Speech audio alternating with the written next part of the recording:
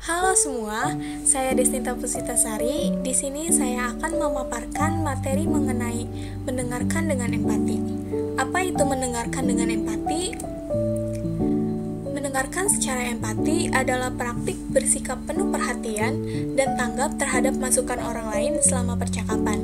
Mendengarkan secara empati berarti membuat hubungan emosional dengan orang lain dan menemukan kesamaan antara pengalaman mereka dan pengalaman kita sendiri sehingga kita dapat memberikan tanggapan yang lebih tulus.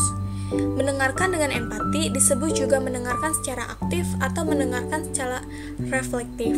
Mendengarkan secara empati mengharuskan kita untuk mempertimbangkan masukan pihak lain. Salah satu kualitas utama dari mendengarkan secara empati adalah memberikan dukungan dan dorongan daripada nasihat atau kritik.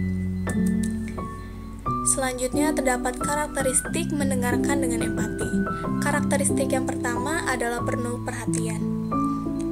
Fokus sepenuhnya pada pembicara, menghindari gangguan, dan menunjukkan bahwa kita benar-benar mendengarkan, baik secara verbal maupun non-verbal, misalnya dengan mengangguk atau menggunakan kontak mata.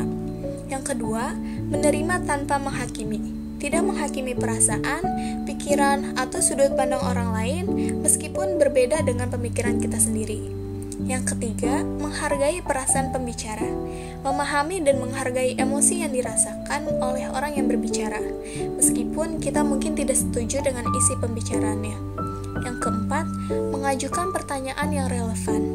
Untuk lebih memahami apa yang diutarakan, ajukan pertanyaan yang membantu memperjelas perasaan atau pemikiran mereka. Yang kelima, memberikan umpan balik.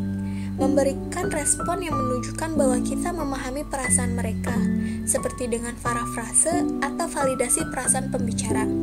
Yang keenam, menahan diri dari memberikan saran terlebih dahulu.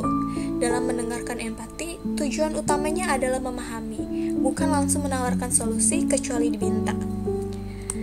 Selanjutnya, keterampilan pendengar yang berempati. Keterampilan pendengar yang berempati sangat penting untuk menciptakan lingkungan komunikasi yang mendukung dan membina di tempat kerja kita, terutama jika kita ingin membangun hubungan yang lebih kuat dengan orang-orang di sekitar. Keterampilan yang pertama adalah mendengarkan secara reflektif. Ini melibatkan parafrase kata-kata pembicara dan merenungkan kembali apa yang mereka katakan. Yang kedua, komunikasi nonverbal. Komunikasi dan mendengarkan tidak hanya melibatkan apa yang dikatakan seseorang, tetapi juga apa yang dikatakan tubuh mereka. Yang ketiga, empati dan pemahaman. Empati melibatkan menempatkan diri kita pada posisi pembicara dan membayangkan apa yang mereka rasakan. Sementara pemahaman mengharuskan kita untuk mempertimbangkan perspektif dan proses berpikir mereka. Yang keempat, pertanyaan terbuka. Mengajukan pertanyaan terbuka mendorong pembicara untuk menguraikan dan memberikan lebih banyak detail tentang pikiran dan perasaan mereka, yang dapat membantu memperdalam percakapan dan meningkatkan pemahaman. Yang kelima, kesabaran dan toleransi. Mendengarkan membutuhkan banyak kesabaran dan konsentrasi, terutama saat percakapan tersebut syarat emosi. Dengan mempraktikkan toleransi, kita dapat menciptakan lingkungan tempat pembicara merasa dihargai. Apa pentingnya mendengarkan dengan empati? Mendengarkan dengan empati mampu membangun hubungan yang baik, membantu memperkuat hubungan interpersonal baik di tempat kerja maupun dalam kehidupan pribadi. Selanjutnya, meningkatkan pemahaman, menghindari kesalahpahaman dan konflik karena kita lebih memahami apa yang dirasakan oleh orang lain. Mengurangi stres dan ketegangan. Ketika seseorang merasa didengarkan, mereka cenderung lebih tenang dan terbuka. Selanjutnya, terdapat manfaat mendengarkan dengan empati. Manfaat yang pertama, menciptakan hubungan yang lebih baik. Orang merasa lebih dihargai dan dipahami.